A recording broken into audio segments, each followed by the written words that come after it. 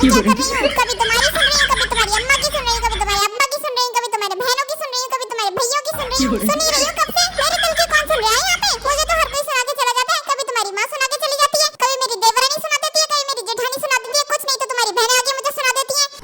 कभी तुम्हारी खाला के सुनाती है, कभी तुम्हारी फूफा के सुनाती है, कभी मेरे दिल की सुनी है किसी ने? इस घर में शादियों की सबकी सुनी तो रही हूँ। शादी करके जिंदगी खराब कर ली मैंने अपनी। हर कोई आता है मुझे सुना के चला जाता है। क्या है? क्या कह रहे थे बोलो? अरे मेरी माँ चुप हो जा, कुछ नहीं है, तू अपना काम कर जाके। जब से शादी हुई इतना जुल्म हो रहा है मुझ पे, मेरी जुबान नहीं खुलने देते इस घर में। एक बोल नहीं बोलने देते, घुट घुट के जी रही हूँ मैं यहाँ पे। चल यहाँ से, मैं नहीं सुन रही तुम्हारी, मैं जा रही हूँ। तो भाई लोग ये मेरी है। हाँ तो तेरी है, हम कौन सी हमारी बोल रहे हैं? अबे घोंचो, इसका नाम मैरी है, मेरी फोनांटेस। अच्छा ये मेरी है। अबे तेरी क्या है? ये मेरी है। अच्छा वैसे प्लान क्या है तुम दोनों का? अमेज़न का या नेटफ्लिक्स का? अबे आगे का प्लान क्या है? अच्छा भाग के शादी करेंगे हम लोग। भाग के क्यों बे? तूने तो अपने घर वालों को बता दिया था ना। हाँ तो वो भी भागेंगे ना? मतलब अरे भाई जहाँ डेस्टिनेशन वेडिंग है ना, वहाँ गाड़ियाँ नहीं जाती, इसलिए भाग के शादी करेंगे। ओलंपिक के थीम पे रखिए शादी। अच्छा वैसे तो शादी के बाद नया बिजनेस करने वाला था ना, क्या करेगा? लड़कियों को बेचूंगा। हाँ भाई लड़कियों को बेचूंगा। अबे क्या बोल रहा है? अरे भाई जब लड़कियों के कपड़ों की दुकान खोलूंगा तो लड़कियों को बेचूंगा ना कपड़े, और क्या तुझे बेचूं?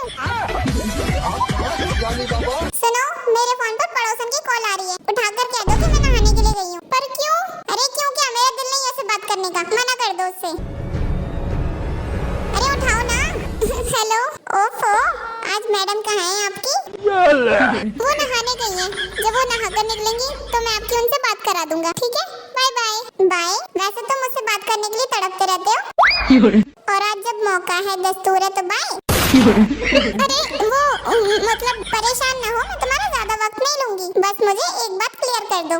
हाँ पूछिए। अगर मेरी और तुम्हारी बीबी की लड़ाई हो जाती है तो तुम किसका साथ दोगे? मेरा या अपनी बीबी का?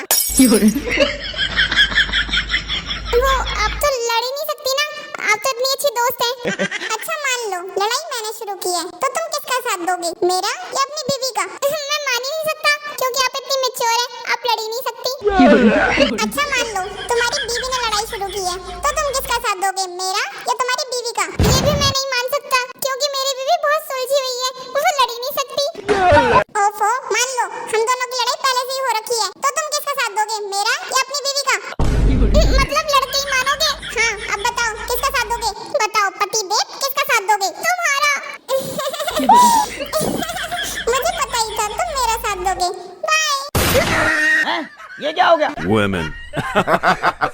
तो दोस्तों ये बताओ समझदार सबसे ज्यादा कौन होता है? डॉक्टर, इंजीनियर या टीचर? बताओ। इंजीनियर।